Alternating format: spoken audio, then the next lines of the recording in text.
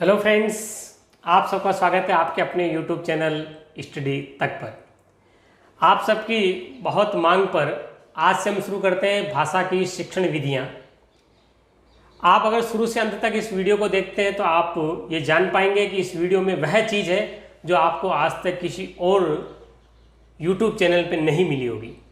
और अगर आपने पूरा वीडियो अंत तक देखा तो ये गारंटी है कि इसमें से एक भी प्रश्न बाहर नहीं जाएगा। और आपकी प्रतियोगी परीक्षाओं में प्रश्न जो भी बनते हैं शिक्षण विधियों से संबंधित, वो प्रश्न हम जो इस वीडियो चैनल में पढ़ेंगे एक एक करके उनमें से ही रहेंगे, ये आपको मैं पूरी गारंटी देता हूँ। तो आइए हम शुरू करते हैं भाषा की शिक्षण विधियाँ।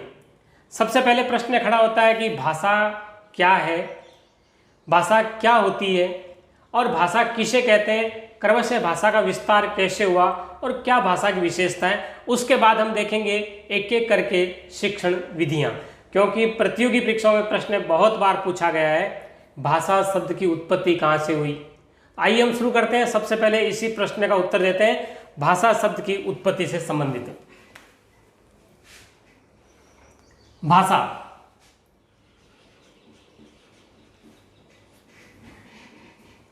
यह शब्द तत्सम शब्द है और संस्कृत की भाष धातु जो होती है उससे इसका निर्माण हुआ। भाषा शब्द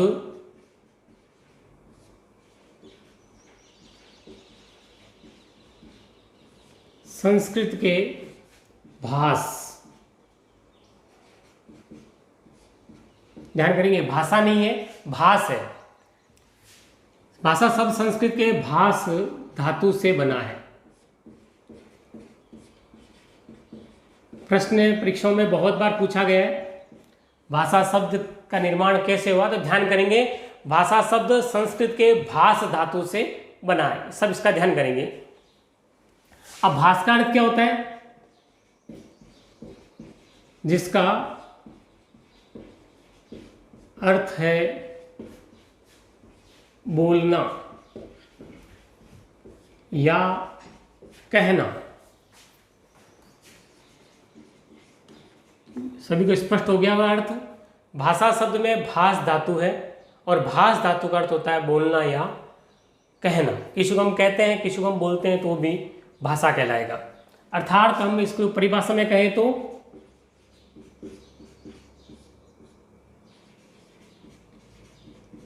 भाषा उसे कहते हैं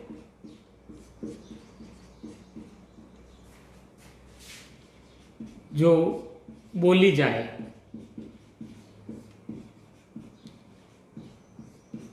भाषा यानी जो बोली जाती है, कही जाती है, उसे हम भाषा कहते हैं। जो कुछ भी हम बोलते हैं वो भाष कहलाएगा। और ये भाष शब्द संस्कृत का शब्द है, संस्कृत की धातु है, जिसे हम हिंदी में क्रिया कहते हैं, संस्कृत में उसे धातु कहते हैं और अंग्रेजी में वर्ब के नाम से जानते हैं। तो हमारा एक प्रश्न यहाँ बन चुका है कि भाषा शब्द संस्कृत के भाष धातु से बना है, एक प्रश्न। अगला, अलग अलग जो वैज्ञानिक होते हैं भाषा के जानने वाले, उन्होंने अपने हिसाब से इसकी परिभाषाएं भी दी है। हम शुरू करते हैं। सबसे पहले जो भाषा वैज्ञानिक है स्वीट, उनके अनुसार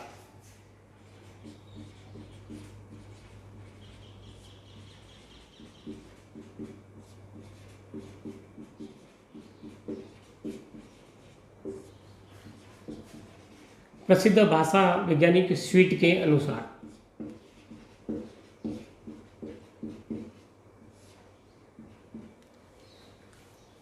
जो भाषा के संबंधी रिसर्च करते हैं, भाषा की जानकारी प्राप्त करते हैं और भाषा की जितनी भी उपलब्धियां होती है वो बताते हैं, वो सभी भाषा वैज्ञानिक कहलाते हैं। तो प्रसिद्ध हो जाएगा, जो बहुत ज़्यादा प्रसिद्ध है उनके अनुसार भाषा की परिभाषा क्या होगी। परीक्षाओं में पूछा भी जाता है कि भाषा की परिभाषा किसने दी है, तो हमारा उत्तर ध्यान करेंगे स्वीट। क्या परिभाषा है, ध्वन्यात्मक शब्दों द्वारा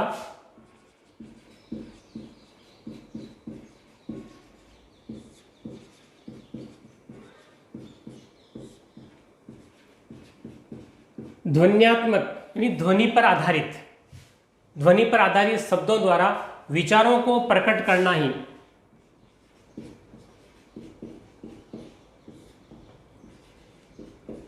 विचारों को प्रकट करना ही भाषा है। संक्षिप्त परिभाषा है, सबके समझ में आ गया होगा। ध्वन्यात्मक शब्दों द्वारा विचारों को प्रकट करना ही भाषा है। ये भाषा वैज्ञानिक स्वीट के अनुसार उनकी परिभाषा है। आइए एक और परिभाषा देखते हैं जो प्रतियोगी परीक्षाओं में बहुत बार पूछी भी गई है। डॉक्टर बाबूराम सक्सेना के अनुसार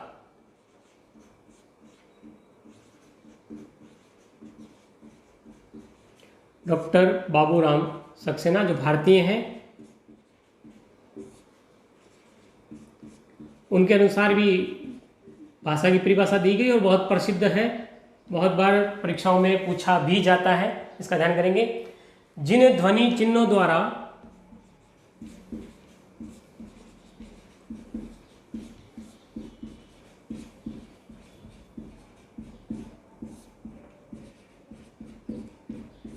मनुष्य, क्योंकि भाषा मनुष्य ही बोलता है, अपने विचारों का आदान प्रदान मनुष्य ही करता है, तो ध्यान करेंगे जिन ध्वनि चिन्हों द्वारा मनुष्य परस्पर विचार विनिमय करता है, परस्पर यानी आपस में परस्पर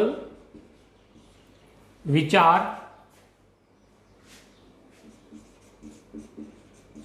विनिमय करता है, आदान प्रदान करता है, लेना और देना करता है विचारों का, तो परस्पर विचार विनिमय करता है, उसे हम भाषा कहते हैं।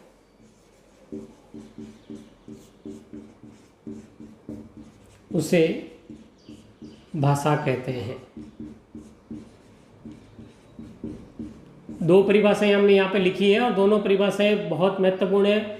विभिन्न प्रतियोगी परीक्षाओं में पूछा भी जाता है, दिया रहता है कि जिन ध्वनि चिन्हों द्वारा मनुष्य परस्पर विचार विनिमय करता है उसे भाषा कहते हैं। यह परिभाषा किसकी है? तो उत्तर होगा हमारा, ये परिभाषा डॉक्टर बाबूराम सक्सेना की है। आइए हम देखते हैं भाषा की क्या विशेषता है।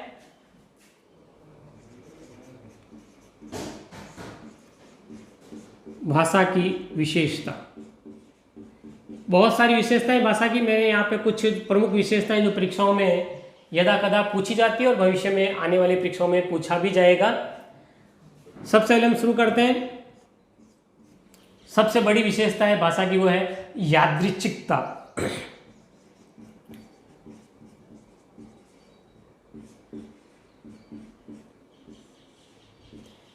यादृच्छिकता अर्थात आप जैसा चाहे, आपकी जैसी इच्छा हो, यदि इच्छा आपकी जैसी इच्छा हो उसके अनुसार आप भाषा का प्रयोग कर सकते हैं।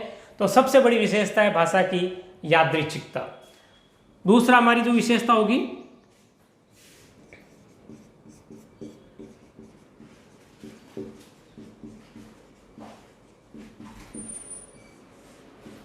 दूसरी विशेषता है सर्जनात्मकता। सर्जन करना, निर्माण करना। भाषा में आप जिस प्रकार से चाहें वैसे शब्दों को धीरे धीरे विकास करते हुए नए नए शब्दों का निर्माण भी कर सकते हैं। ये भाषा की विशेषता होती है। बंधन नहीं होता है, सर्जन किया जा सकता है नए शब्दों का। तीसरी जो प्रमुख विशेषताओं में से आता है वो है अनुकरण ग्राह्यता।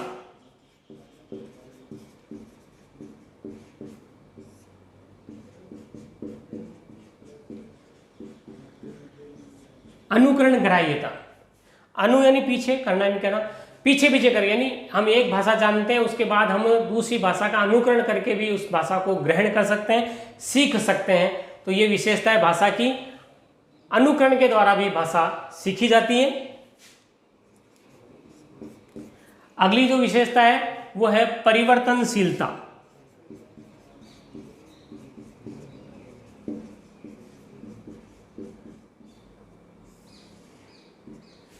ध्यान करेंगे, भाषा कभी स्थायी नहीं रहती है, भाषा समय के साथ बदलती रहती है।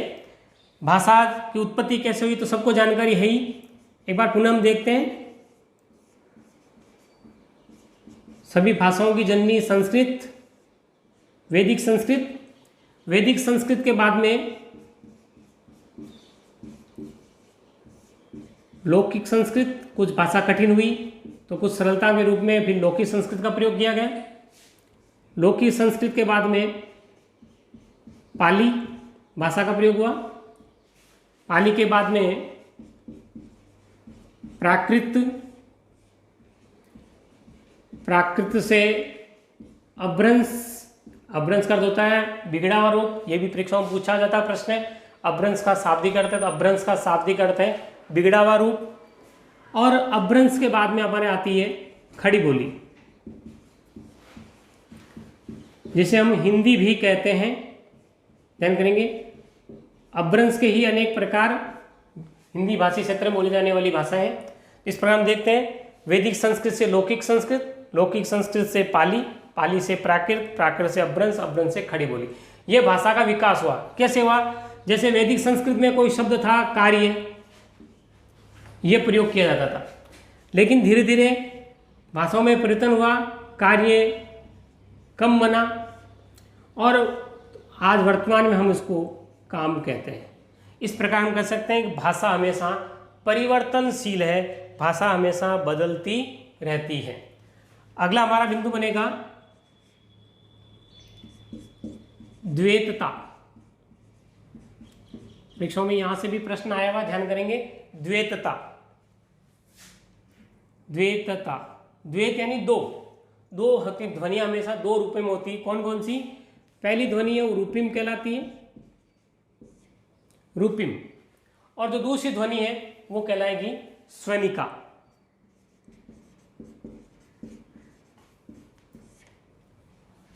रूपिम सार्थक ध्वनि जो होती है, सार्थक जिसका कोई अर्थ निकलता है, ऐसी ध्वनि रूपिम कहलाती है। और जो निरर्थक ध्वनियां हैं जिनका कोई अर्थ नहीं निकलता है, वो स्वनिक कहलाती है, स्वनिका कहलाती है। सबको समझ में आ गया होगा। तो भाषा द्वैत लेकर दो अर्थों में चलती है, दो भावों में चलती है, रूपिम और स्वनिका, यानी जिनका अर्थ निकल रहा है, जिन सार्थक ध्वनियां जहाँ प्रकट हो रही है, सार्थक शब्द निकल रहे हैं, वो सभी रूपिम कहलाएंगे, और निरर्थक जो ध्वनियां होती है वो स्वनिका कहलाएगी। अगला बिंदु देखते हैं, भाषा है वो पैतृक संपत्ति नहीं है।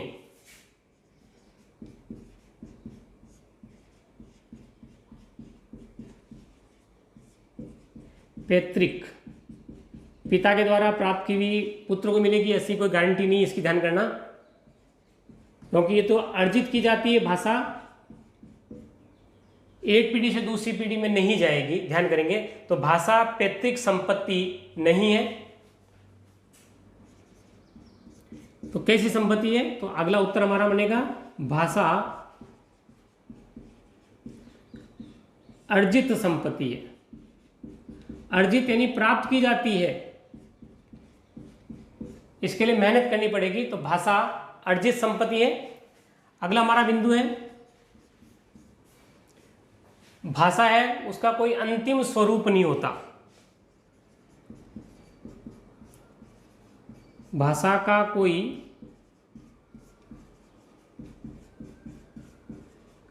अंतिम स्वरूप नहीं होता। ऐसा नहीं कि भाषा बस इतना ही होगा, विकास नहीं होगा। हम देखते हैं धीरे धीरे भाषाओं का विकास होता गया, बदलती गई भाषाएं, तो भाषाएं का अंतिम रूप नहीं होता है, भाषा में सतत प्रयोग चलते रहते हैं। और अगली बात और अंतिम बात, जो भाषा है, बोली है, उसका एक क्षेत्र विशेष होता है। भाषा की एक भौगोलिक सीमा भी होती है।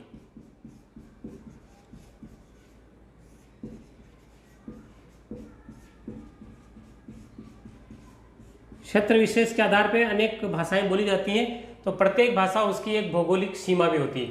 इस प्रकार हमने देखा, यहाँ पे बहुत सारे प्रश्न प्रतियोगी परीक्षाओं में पूछे गए, उनके उत्तर भी लिखे गए। पहला प्रश्न बन गया कि भाष धातु से ही हमारी जो भाषा शब्द उसका निर्माण हुआ है। प्रसिद्ध वैज्ञानिक स्वीट के अनुसार, बाबूराम सक्स के अनुसार, ये दो परिभाषाएं हैं, परीक्षाओं में पूछी भी जाती है। यहाँ भाषा की विशेषता आई है, क्योंकि बहुत बार क ख ग घ ऑप्शन में हमारे प्रश्न आ जाता है। ध्यान करेंगे, भाषा की विशेषता नहीं ऐसा प्रश्न आता है तो उसमें बिंदु लिखे जाएंगे और एक बिंदु को अलग से लिख देंगे। यादृच्छिकता, जैसी इच्छा हो वैसे हम भाषा को बोला जा सकता है। सृजनात्मकता, भाषा का नवीन निर्माण होता रहता है। अनुकरण ग्राह्यता, हम एक भाषा सीख करके दूसरी भाषा अनुकरण के आधार पर सीख सकते हैं। परिवर्तनशीलता, भाषा सतत परिवर्तनशील होती है।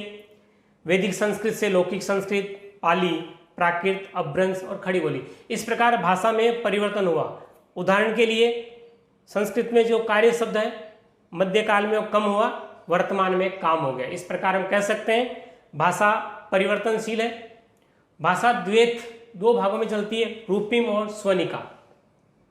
रूपिम सार्थक जो ध्वनि है जिनका कोई अर्थ निकलता है वो रूपिम कहलाएगा। स्वनिका ऐसी ध्वनियाँ जिनका कोई अर्थ नहीं है, निरर्थक ध्वनियाँ, तो निरर्थक इकाई स्वनिका, सार्थक इकाई रूपिम। भाषा पैतृक संपत्ति नहीं है, ऐसा नहीं कि धरोहर के रूप में पुत्र को मिलती जाएगी पिता की, ऐसा भी नहीं है, क्योंकि भाषा हमेशा अर्जित संपत्ति है, प्राप्त करनी पड़ती है। और भाषा का कोई अंतिम स्वरूप नहीं है, सतत परिवर्तनशील है, उसमें परिवर्तन होता रहेगा। और भाषा की एक भौगोलिक सीमा होती है, सीमा क्षेत्र के आधार पर, विशेष सीमाओं के आधार पर भाषाएं बोली जाती है। अलग अलग भौगोलिक सीमा के आधार पर अलग अलग भाषाएं बोली जाती है। आइए हम शुरू करते हैं भाषा की शिक्षण विधि का पहला बिंदु, और बहुत बार परीक्षाओं में उनमें प्रश्न भी पूछे जाते हैं, आप हमारे साथ बने रहिए। पहला बिंदु है प्रत्यक्ष विधि। आइए चलते हैं हम पहली विधि की ओर, प्रत्यक्ष विधि।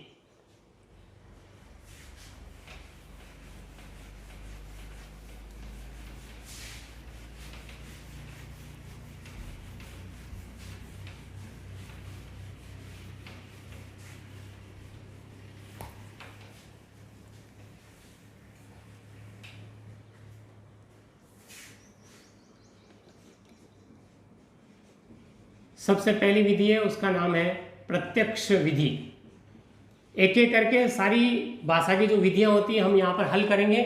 आप हमारे YouTube चैनल पर बने रहिए, और जो जो प्रश्न प्रतियोगी परीक्षाओं में आने की दृष्टि से अच्छे हैं तो मैं उनको 2-3 बार दोहराऊंगा, कुछ को रेखांकित भी करूंगा, आप उनको जरूर नोट कर लेंगे। प्रत्यक्ष विधि।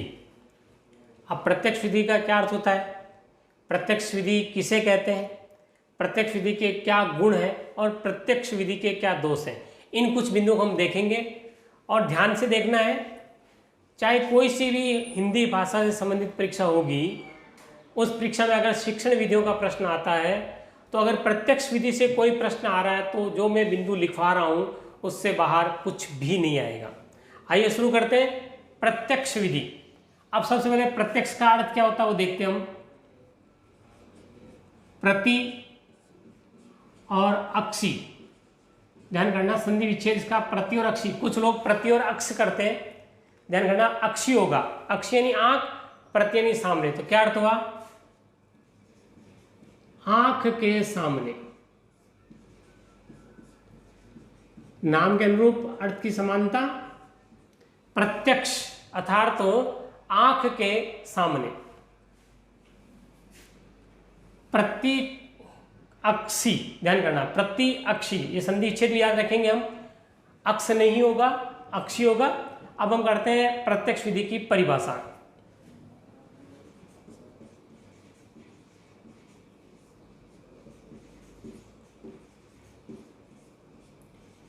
प्रत्यक्ष विधि का अर्थ है, क्या अर्थ है, वस्तुओं को प्रत्यक्ष रूप से देखना।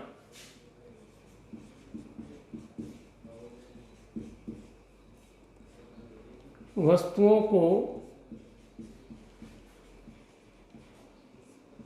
प्रत्यक्ष रूप से देखना। प्रत्यक्ष रूप से अर्थात अपनी आंखों से अपने सामने देखना, वो विधि कहलाएगी प्रत्यक्ष विधि।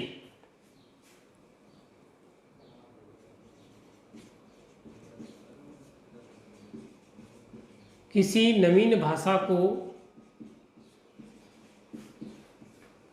कोई भी नवीन भाषा जो आप जानते हैं, उसके अतिरिक्त कोई सी भाषा हो सकती है जो आपकी मातृभाषा नहीं है, किसी नवीन भाषा को प्रत्यक्ष विधि से सिखाया जाए तो सुगमता होती है। प्रत्यक्ष विधि से हम किसी भाषा को सिखाते हैं, किसी दूसरी भाषा को जो हमारी मातृभाषा नहीं है, तो दूसरी भाषा सीखने में प्रत्यक्ष विधि बड़ा योगदान देती है।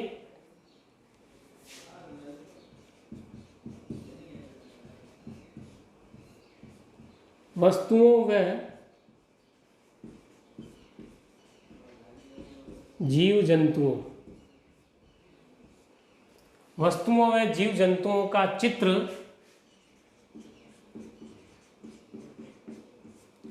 या प्रतिमान।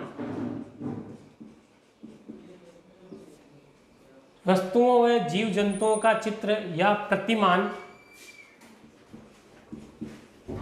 दिखाकर क्रियाओं को करके सिखाना।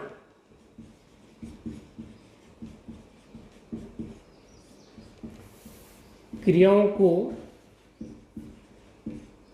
करके सिखाना, यह है प्रत्यक्ष विधि।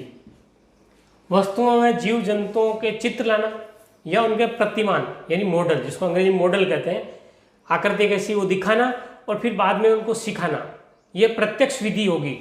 जो भी हम बोल रहे हैं उसका चित्र दिखाया जाता है तो बालक को जल्दी वो समझ में आता है। इस विधि को कुछ अन्य नामों से भी हम पुकारते हैं और परीक्षाओं में हमारे ऑप्शन में दिया भी रहता है। 4 ऑप्शन में से 3 इस विधि के नाम और एक किसी अन्य विधि का नाम। ध्यान करेंगे इस विधि को किन किन नामों से हम पुकारते हैं।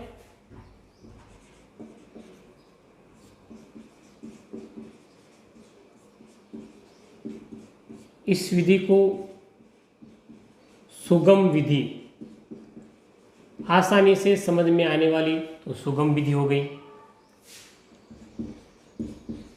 निर्बाध विधि, निर्बाध विधि अर्थात बिना बाधा के बालक को समझ में आ जाती है, इसलिए इसे निर्बाध विधि भी कहते हैं। प्राकृतिक विधि, सब कुछ आंखों के सामने हो रहा है इसलिए इसे प्राकृतिक विधि भी कहते हैं। स्वतंत्र विधि, बालक अपनी इच्छा के अनुसार आकृति को देखता है, समझता है, इसलिए इसे स्वतंत्र विधि भी कहते हैं। प्रवाही विधि, प्रवाह में चलना, सतत चलना। ध्यान करेंगे इस विधि को सुगम विधि, निर्बाध विधि, प्राकृतिक विधि, स्वतंत्र विधि व प्रवाही विधि कहते हैं। यह लिख देता हूं, कहते हैं। तो इस प्रकार से हमारे ऑप्शन जो आता है, ध्यान करेंगे बहुत बार परीक्षाओं में पूछा जाता है प्राकृतिक विधि, प्रत्यक्ष विधि कौन सी नहीं है या किस विधि को प्राकृतिक विधि कहते हैं। तो ध्यान करेंगे प्रत्यक्ष विधि का दूसरा नाम है सुगम विधि, निर्बाध विधि, प्राकृतिक विधि, स्वतंत्र विधि व प्रवाही विधि। अब इस विधि का प्रयोग कब हुआ, सबसे पहले किसने किया, तो ध्यान करेंगे प्रश्न बनता है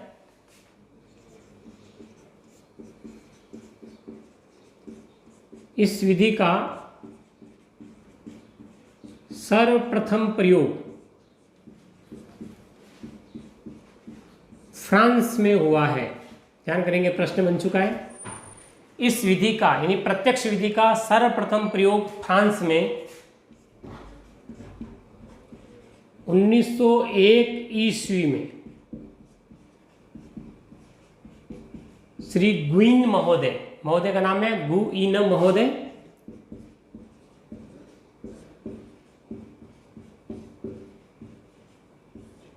श्री गुइन महोदय ने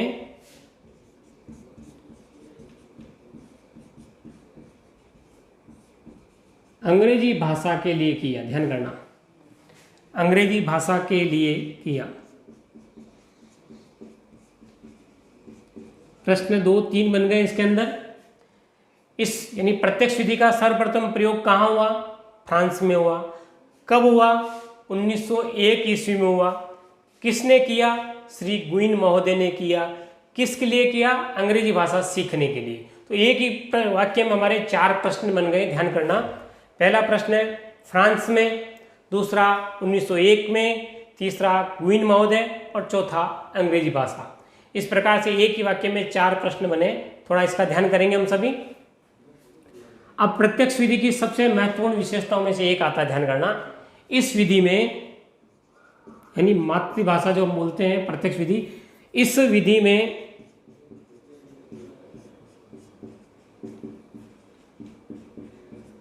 मातृभाषा का प्रयोग,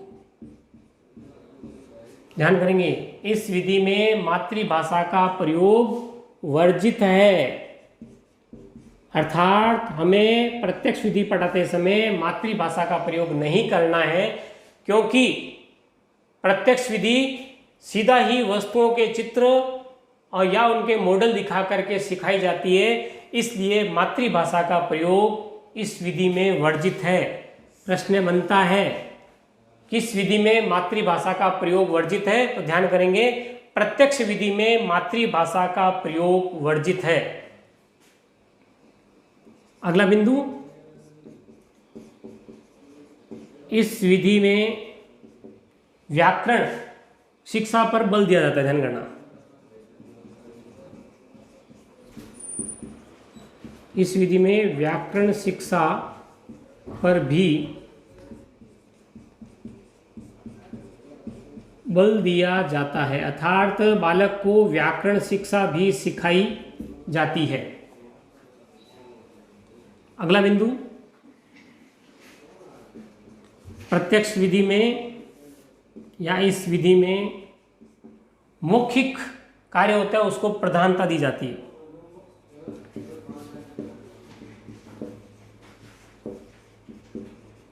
मौखिक कार्य को प्रधानता, यानी मुख्य रूप से मौखिक कार्य होगा, प्रधानता दी जाती है। बोलने का अभ्यास ज़्यादा होता है इस विधि में, इसलिए मौखिक कार्य को यहाँ पर प्रधानता दी जाती है। अगला बिंदु माने बनेगा, वस्तु और शब्द के मध्य सीधा संबंध स्थापित कर दिया जाता है। वस्तु और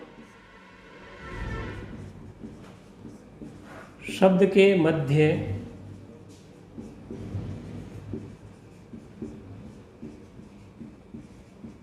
सीधा संबंध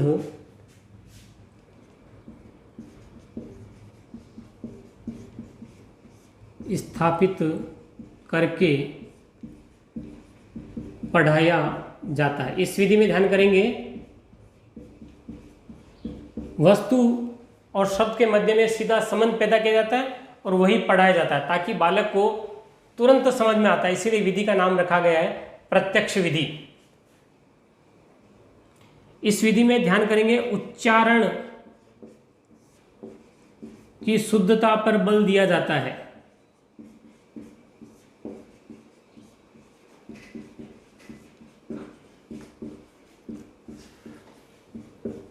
क्योंकि बालक सीखता है तो पहली बार में जो शब्द उसके दिमाग में बैठता है वही सीखता है, इसलिए प्रत्यक्ष विधि में उच्चारण की शुद्धता पर बल दिया जाता है।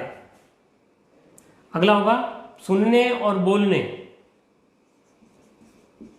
बालक पहले सुने और फिर उसी वाक्य को बोले। सुनने और बोलने पर बल दिया जाता है।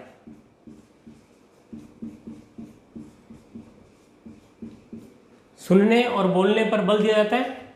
इस कारण से इस विधि में, यानी प्रत्यक्ष विधि में,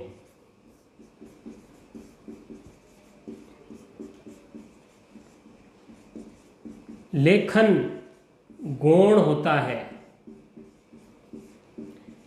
बिना महत्व, कोई महत्व नहीं होता है प्रत्यक्ष विधि में। ध्यान करेंगे तो ये प्रश्न यहाँ बन गया है, किस विधि में लेखन गौण होता है, तो प्रत्यक्ष विधि में लेखन गौण होता है। ये तो था प्रत्यक्ष विधि कुछ बातें। आइए प्रत्यक्ष विधि के क्या गुण हैं और क्या दोष हैं उन्हें हम समझते हैं।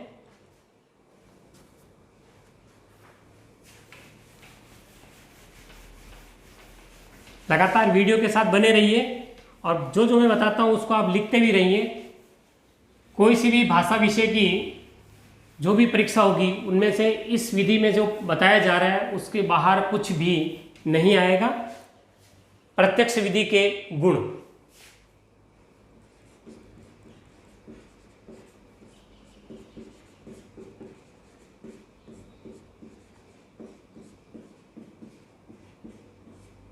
क्या विशेषता है प्रत्यक्ष विधि की वो हम देखते हैं। सबसे पहला गुण, इस विधि में वार्तालाप,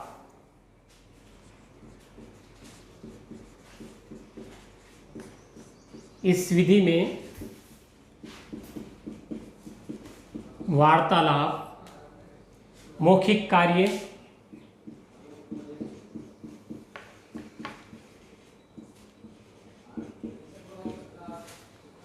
कार्य, एवं बोलने के अभ्यास पर बल दिया जाता है।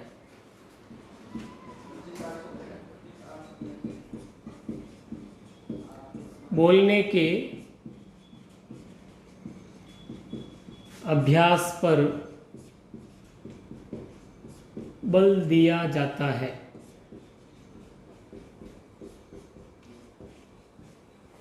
ध्यान करेंगे, प्रत्यक्ष विधि में वार्तालाप, आपसी बातचीत, मौखिक कार्य और बोलने के अभ्यास पर बल दिया जाता है। अगला इसका गुण है, इस विधि से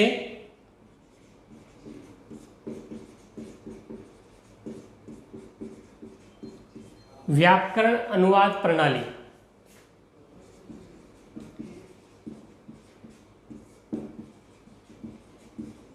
या इसको विधि कह सकते हैं, व्याकरण अनुवाद विधि,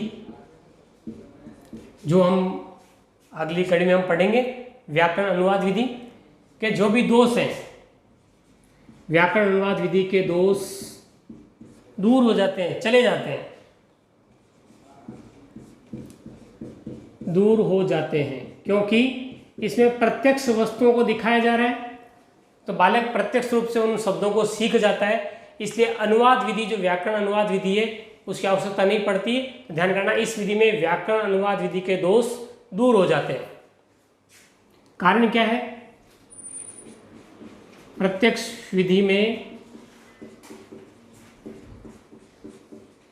अनुवाद की आवश्यकता नहीं पड़ती।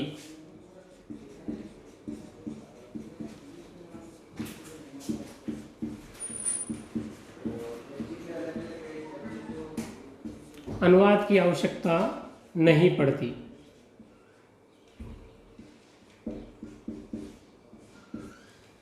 क्योंकि हम प्रत्यक्ष रूप से चित्र बता रहे हैं, उसका मॉडल बता रहे हैं, तो अनुवाद की आवश्यकता नहीं पड़ती। ये तो थे प्रत्यक्ष विधि के कुछ गुण। प्रत्येक के गुण होते हैं तो उनके दोष भी होते हैं। आइए, कुछ सीमाएं भी हैं इस विधि की। कौन कौन सी हैं? प्रत्यक्ष विधि के दोष, यह हम कह सकते हैं प्रत्यक्ष विधि की सीमाएं। यह हम दोष से संबोधित कर रहे हैं, ध्यान करना।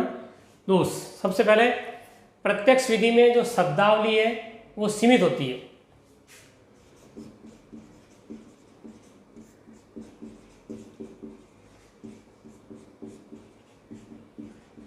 प्रत्यक्ष विधि में सीमित शब्दावली, सीमित है, वोकेबलरी सीमित है। कुछ ही वस्तुएं या कुछ चित्र जो हम ला सकते हैं, इसे सीमित शब्दावली का ही ज्ञान दिया जा सकता है। इस विधि में सीमित शब्दावली का ज्ञान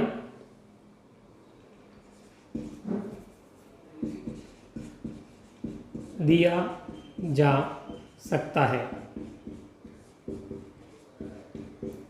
इस विधि में सीमित शब्दावली का ज्ञान दिया जा सकता है। अगला, अनेक शब्द ऐसे होते हैं, अनेक शब्द ऐसे होते हैं जिनकी प्रत्यक्ष व्याख्या नहीं हो सकती।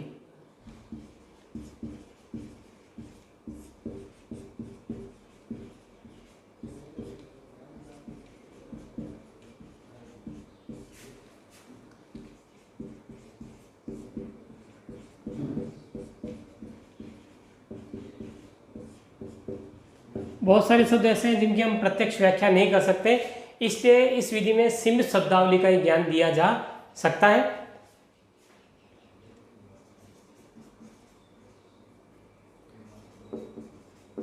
भाववाचक शब्दों, विशेषणों,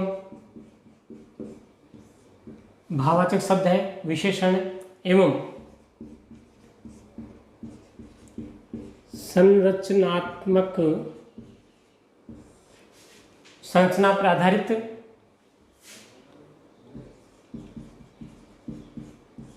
शब्दों के ज्ञान में बड़ी कठिनाई होती है। इस विधि का ये बहुत बड़ा दोष है, ध्यान कीजिएगा। भाववाचक शब्दों, विशेषणों और संज्ञात्मक शब्दों के ज्ञान में बड़ी कठिनाई होती है।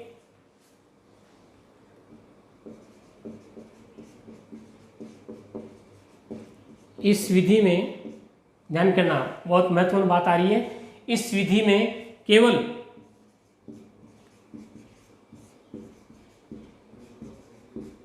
जो संज्ञा अर्थात नाम जो कुछ भी है, संज्ञा या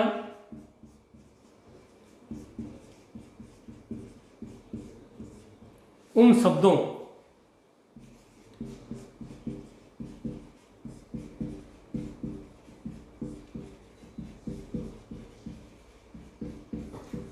दिया जा सकता है जिनका चित्र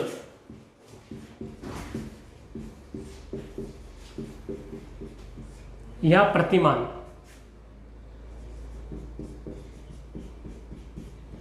का अर्थ होता है मॉडल, कि इस विधि में केवल संज्ञा या उन शब्दों का ज्ञान दिया जा सकता है जिनका चित्र या प्रतिमान बना सकें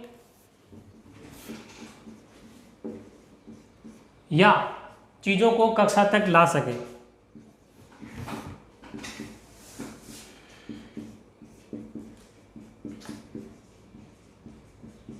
कक्षा तक लाया जा सके, उन्हीं शब्दों का ज्ञान करवाया जा सकता है। ये इस विधि का बहुत बड़ा दोष है।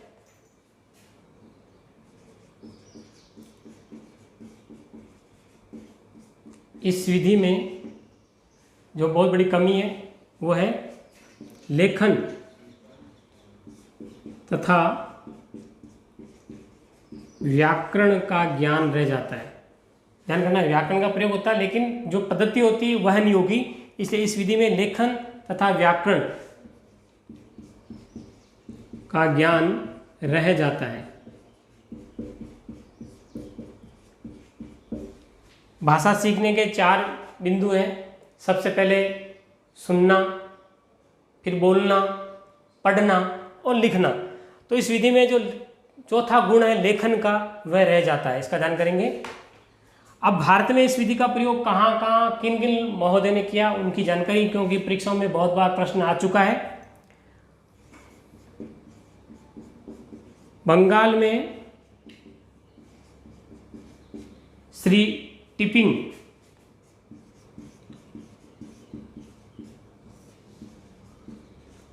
महोदय को, बंगाल में श्री टिपिंग महोदय को,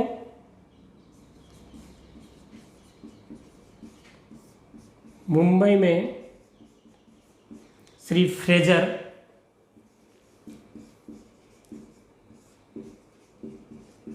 महोदय को, और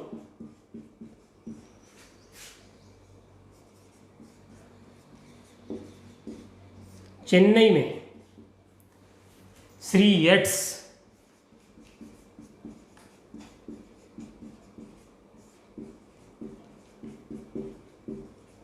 महोदय को इस पद्धति को सर्वप्रथम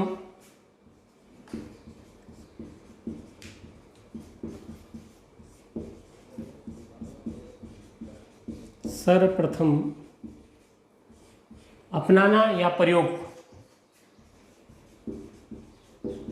अपनाने का श्रेय दिया जाता है।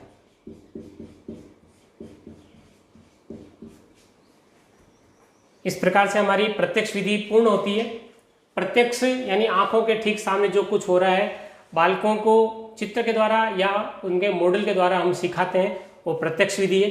प्रत्येक विधि के कुछ गुण होते हैं तो कुछ उनकी सीमाएं भी होती है, उनका वर्णन भी हमने यहाँ पर किया है। जितनी भी प्रतियोगी परीक्षाएं हमारी होने वाली है भाषा विषय की, इन्हीं में से कोई ना कोई बिंदु वहाँ रहेगा। आप ध्यान से इसको पढ़िएगा। वीडियो आपको पसंद आया होगा, कृपया वीडियो को लाइक करें, शेयर करें और हमारे इस YouTube चैनल को सब्सक्राइब करें। धन्यवाद।